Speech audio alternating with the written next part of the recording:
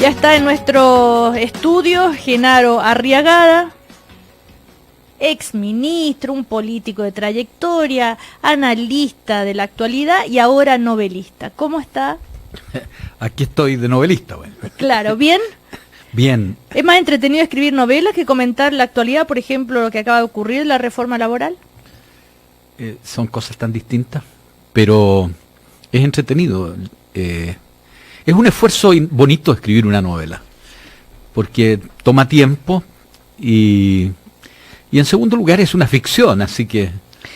Sí, esta es una ficción que tiene muchas referencias a realidades. Ahora aparece, se llama Trotsky y la Marilyn, están ahí los dos en la portada, estos dibujos de Trotsky con Marilyn Monroe. ¿Qué tienen en común ellos dos? ¿O qué tenían en común? Bueno, hay que leer la novela. Bueno, pero más allá de la novela. En el fondo podría haberse llamado La casa de Trotsky y la Marilyn, a propósito de unos pósters de la época, que eran relativamente comunes en los años 60, unos pósters grandes de Trotsky, ¿sí? a tamaño natural y los de la Marilyn. Uh-huh. Pero ¿cuál tenía usted? ¿El de Trotsky? Yo nunca los tuve porque cuando los empecé a buscar no los encontraba, pero me habría encantado tenerlos. ¿A quién? ¿A los dos? Bueno, por una curiosidad. Si hay alguien que tiene una posición tan distinta políticamente que con Trotsky y el trotskismo soy yo, pero también es un personaje interesante. Pero la novela naturalmente es otra cosa. Cuando él dice que es una novela, que es una fantasía, que no tiene nada que ver con la realidad, sin embargo, por ejemplo, podemos leer párrafos como el siguiente. Solo entonces sintió que el sueño se le venía encima y regresó a su casa, que estaba a unas 10 cuadras al sur del Buin, poco más abajo de donde la avenida El Salto da origen a la avenida Perú.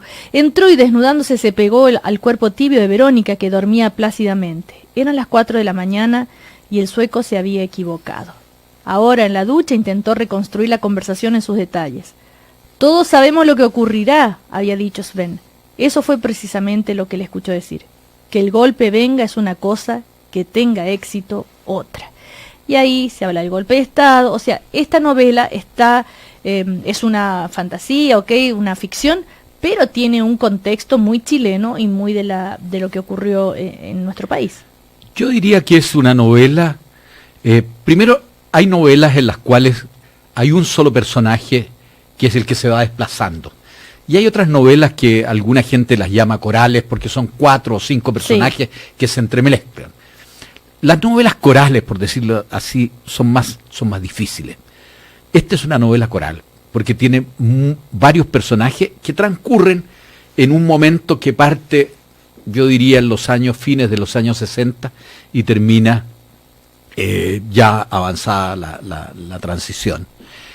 Es una época muy interesante porque en Chile pasan demasiadas cosas y los personajes van representando las distintas visiones que se tuvieron, porque ahí está la ultraizquierda, está el mundo atormentado de la socialdemocracia, de la democracia cristiana. ¿Por qué atormentado la democracia cristiana y la socialdemocracia? Por problemas de culpa. A ver, profundicemos eso. Es evidente de que cuando se produce el cuadro, primero aquí no hay personajes buenos y malos. Aquí hay personajes que son como la gente normal, que están atravesados por éxitos y por fracasos, que están atravesados por euforia y por culpa.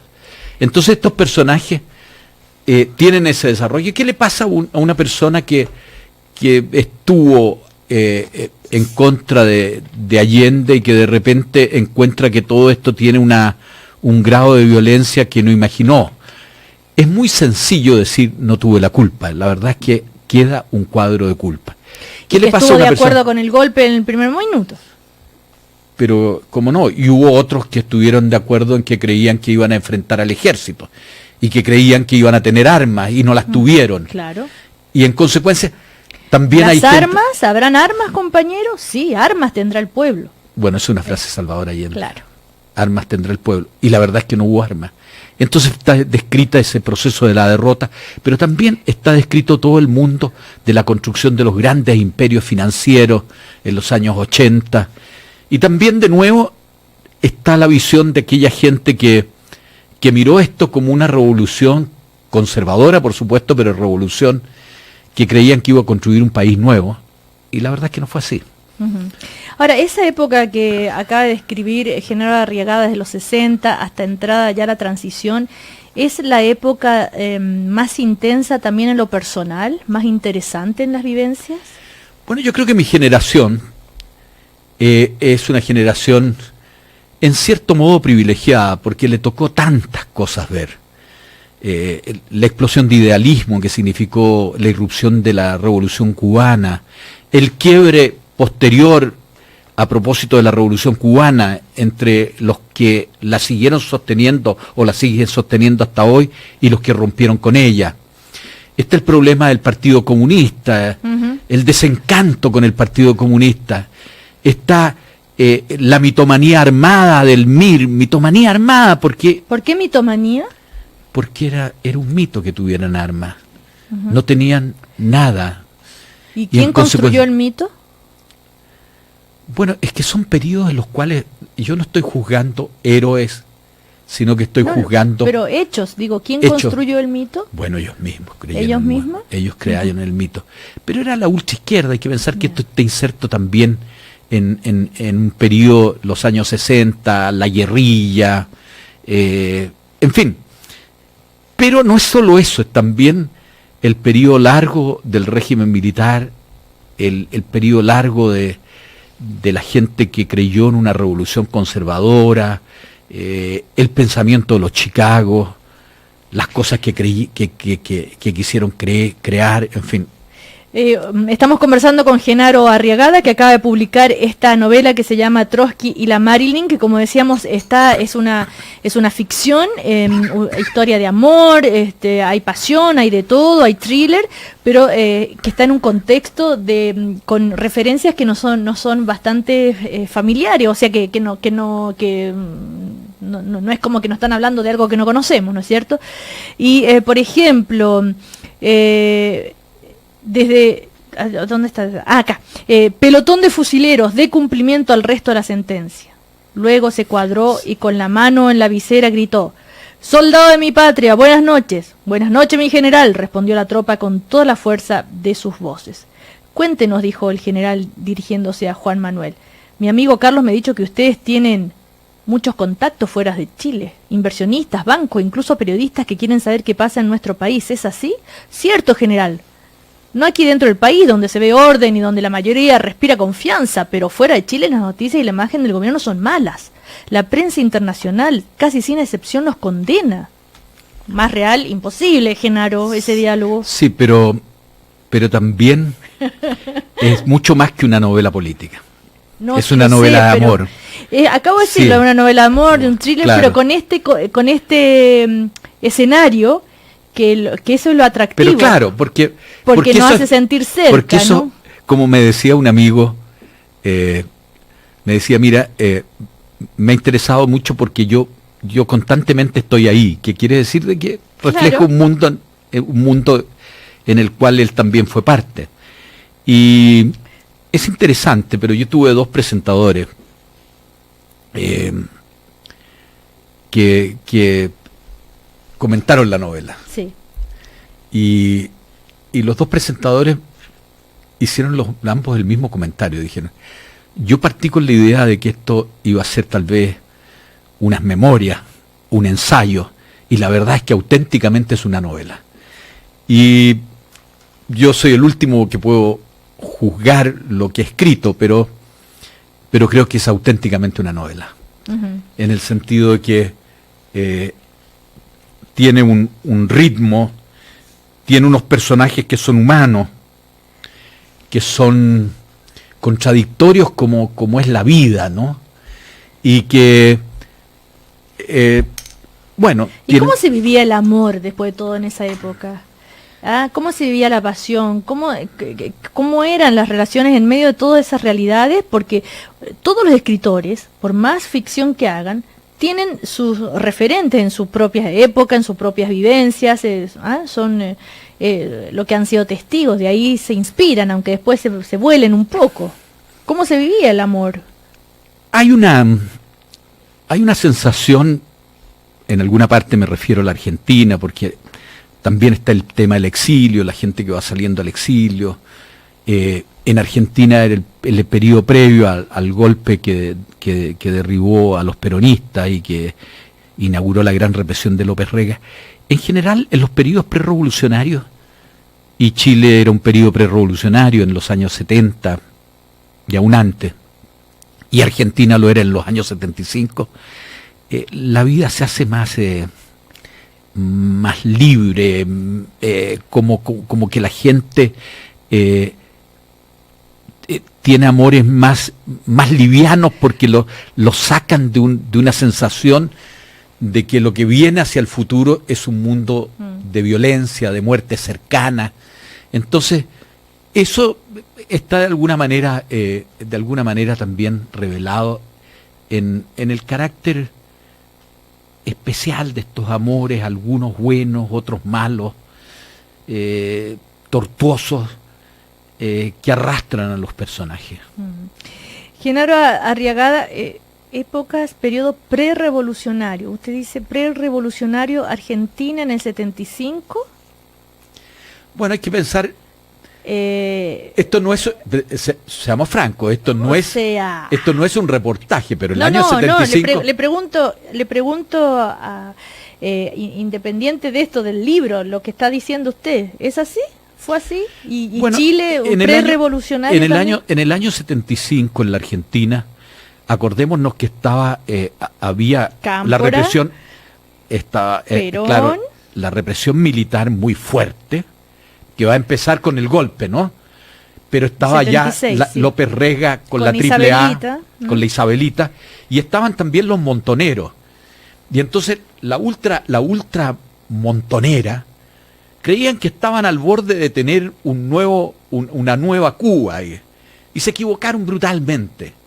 Y la respuesta del aparato de la derecha, de la ultraderecha, tanto desde el gobierno con López Rega como fue brutal. Y en ese sentido yo digo que había como un ambiente de fiesta y de amargura donde se mezclaba. ¿Y en Chile? Bueno, Chile yo creo que desde los años 68, 69, existía también una convulsión social muy grande. Y había gente que creía que tenían la revolución al alcance de la mano, ¿no? Que creían que tenían armas, otros que no calcularon a dónde podía llegar esto. Habían unos militares que no los conocían y que hicieron lo que hicieron. Entonces, ese es el cuadro de fondo, pero lo interesante de la novela, a mi juicio, es que es una historia que tiene un ritmo, tiene un suspenso, y de estos personajes que se van entremezclando entre ellos y que pertenecen a una generación. Claro, una generación que trató de cambiar el mundo y que falló. Sí, yo creo que sí. Falló como todo en la vida. ¿Quién no ha fallado, no? ¿Alguna vez? ¿Qué proceso no ha tenido una falla?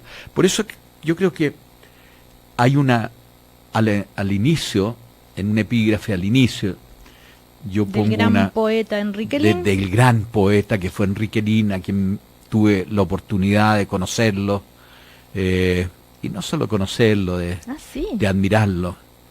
Y me acuerdo, incluso en la editorial Aconcagua les publicamos un libro, Parísito, escena irregular, y tuve muchas oportunidades de estar. Y él hace en un poema maravilloso que tiene en uno de los libros que a mí más me ha gustado de él, que se llama La pieza oscura. Él dice una cosa así: nuestro entusiasmo alentaba estos días que corren entre la multitud de la igualdad de los días.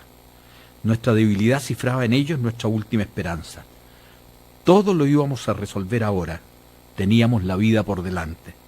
Y estos son, pues, los años venideros. Y yo creo que eso es todos en su momento creyeron que tenían la vida por delante. O todos alguna vez tuvimos la idea de que, y al final, estos son los años venideros. ¿Y no sigue sintiendo eso, Genaro Arriagada? Bueno, yo tengo una visión un poquito,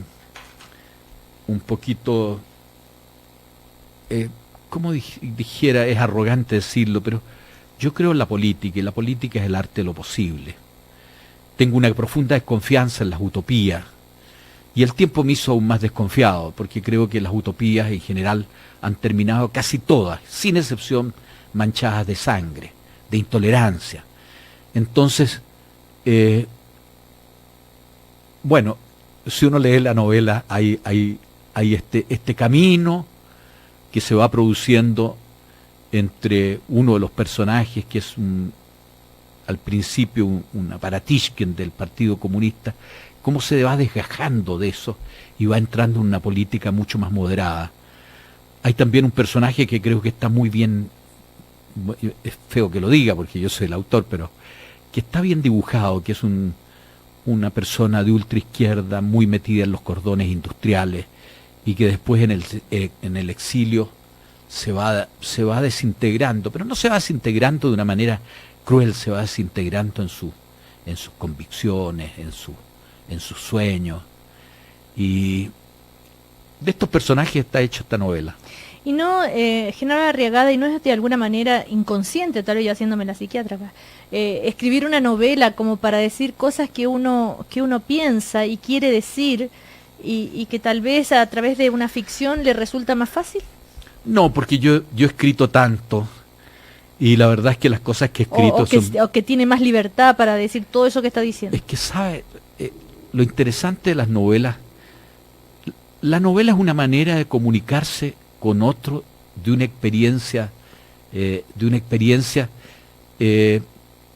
en cierto modo es personal, no en el sentido de la persona, porque en la novela uno recoge historias de uno que las mezclas con historias de otro, claro. Cosas que a uno le pasaron, cosas que observó en otro, y en consecuencia no es enteramente ficción. Lo que es ficción es la mezcla,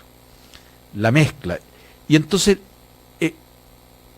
si hay alguna manera de contarse la vida, esa manera de contarse la vida yo creo que la suprema es la poesía, pero sobre todo la novela. Tú habrás tenido muchas mujeres, pero conoces a la especie menos que yo. Amalia no está loca, sino enamorada, consumida por una pasión de celos y venganza, y eso hace la entera situación más difícil. Es la tormenta perfecta. Está el dinero, el poder, la policía, el amor, el despecho. Juan Manuel se puso de pie para encaminar a su amigo hacia la salida.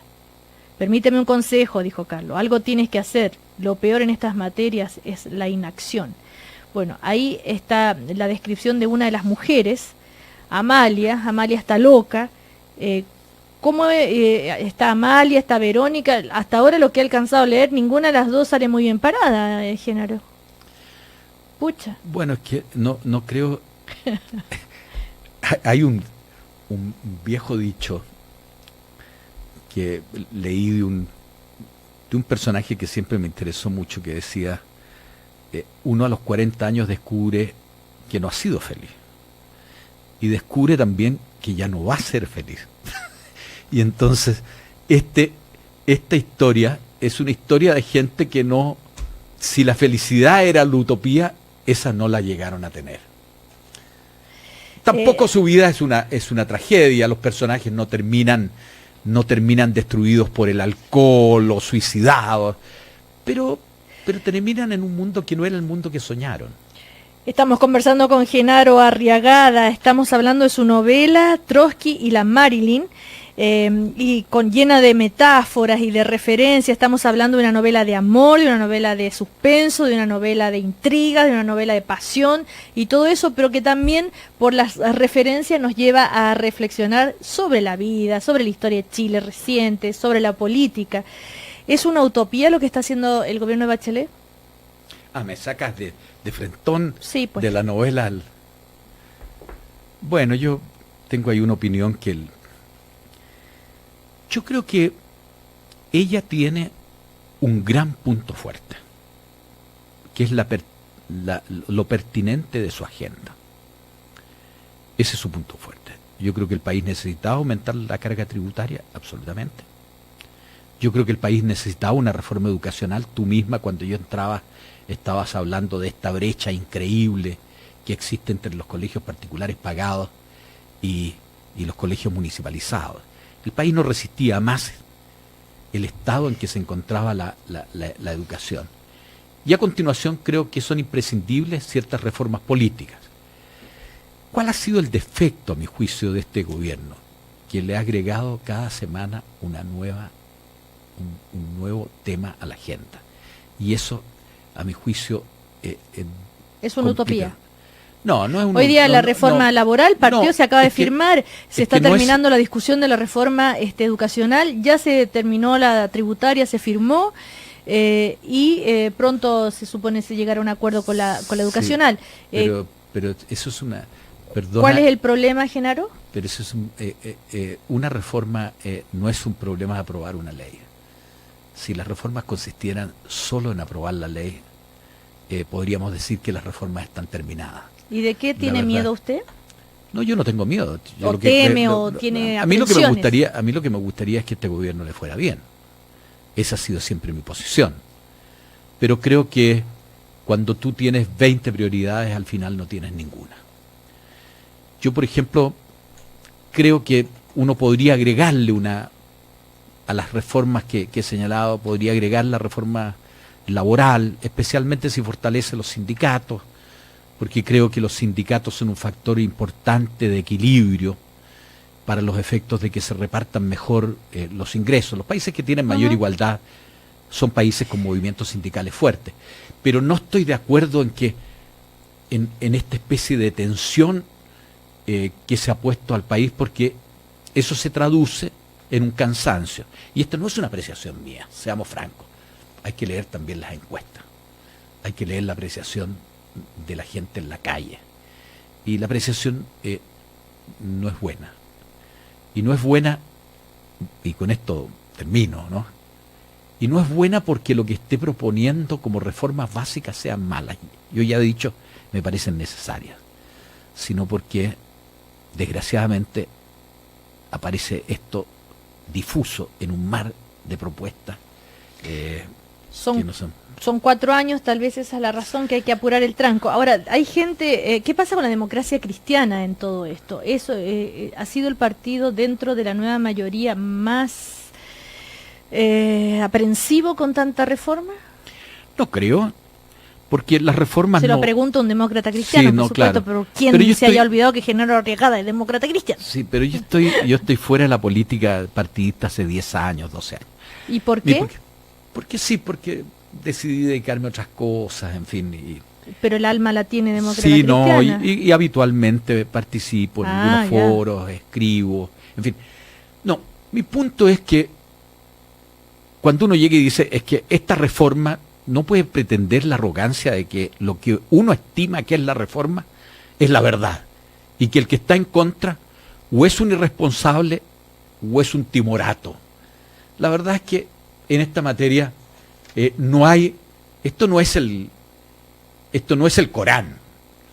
Y en consecuencia, cuando uno dice, mire, yo estoy de acuerdo en una reforma educacional que haga una educación de mejor calidad y una educación que favorezca la igualdad, ese enunciado está muy bien y yo lo comparto.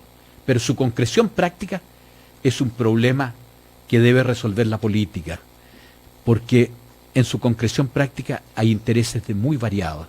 Están los intereses de los sostenedores, están los intereses de los estudiantes, están los intereses de los profesores, están convicciones ideológicas profundas. Hay gente que cree en la libertad de enseñanza, otros que prefieren el Estado ¿Está amenazada la docente. libertad de enseñanza? Yo creo que no. Yo creo que no. Pero hay que tener cuidado de no perder las batallas ideológicas, porque en la política, tan importante como los hechos, son las percepciones. Y si un gobierno pierde la percepción de que aquí efectivamente esto es una reforma que facilita la igualdad y la educación de calidad, y pasa a ser proyectada como una reforma que limita la libertad de los padres a la enseñanza, esa percepción es muy dañina para el gobierno. Genaro Arriagada, ¿qué influencia tienen los medios de comunicación en la creación de esa percepción? Muy grande, muy grande. El Mercurio, La Tercera, Sí. hay quienes hacen análisis y dicen, a ver, perdón, en este país son los dos diarios que de alguna manera pautean el país. Bueno, yo creo que uno tiene que ser en esto, de nuevo, yo soy un moderado. Yo siento que en esta materia hay excesos que cometen los medios, de uno y de otro lado, de uno y otro tipo. Pero hay que tener cuidado cuando de repente, sobre todo de eso, terminamos en una posición en la cual vamos en contra de la libertad de los medios a tener su línea editorial. No, yo estoy de acuerdo. Pero por favor, Cecilia, no haría jamás esa ofensa. La radio cooperativa, primero, por sí misma, y a ti en especial. Pero lo que yo digo es que es muy fácil echarle el tema a los medios. Por supuesto, los medios tienen una dosis no menor de responsabilidad en la orientación de la opinión pública. Pero la opinión pública no es una proyección simple de lo que dicen los medios. Por último, Genaro Arriagada, ¿Mariana Elwin se tiene que ir del partido o no? No, yo creo que no. Yo creo que no, pero hay que conversar con ella. Porque si nosotros estamos por la idea de que el diálogo, la conversación, es un instrumento, no el único, pero un instrumento fundamental de la política, a mí no me gusta el gesto autoritario. Ahora, yo creo que los que son críticos de Mariana Elwin, yo me siento su amigo y la aprecio mucho, tienen también un punto de razón. En consecuencia, aquí lo que hay que hacer es llegar y convencerla de que se quede nomás en la democracia cristiana y que deje de apoyar a Velasco. Y que deje de pertenecer a Fuerza Pública. Es más complejo que eso. Es más complejo que la eso. La vida es más compleja de lo que parece, como dice una canción de Jorge Drexler. A veces la vida es más compleja de lo que parece. Compleja también, pero atractivísima. Entonces es la historia de Trotsky y la Marilyn, esta novela que acaba de publicar Genaro Arriagada. Es la colección narrativa de J.C. Sáez, editor. Juan Carlos Sáez. Juan Carlos Sáez, nuestro amigo Juan Carlos Sáez. Y es el debut como novelista de Genaro Arriagada. Vamos a ver qué hace, si se queda en esto o finalmente vuelve a la política. ¿Qué irá a pasar? Yo creo que no se va a ir nunca a la política. Y todas sus novelas tendrán siempre una referencia política. Imposible, ¿no es cierto? Sí, no. Genaro. Bueno, es que yo creo que es como la vida. La vida no se hace tampoco sin política. La política está ahí en forma de proyectos, luchas, pasiones, intereses, pero también la vida es muchísimo más que la política. Y en consecuencia, bueno, es complicado, pero yo creo que la gran virtud de la vida es que tiene tantas facetas, ¿no? Así es. Bueno, ya está a la venta, que le vaya súper bien. En una de esas se convierte en uno de los más vendidos en el ranking. Lo vemos la próxima semana. Genaro Arriagada, Trotsky y la Marilyn. Tiene un título muy atractivo. Que le vaya muy bien. Gracias. Muchas gracias, Cecilia. Hasta pronto.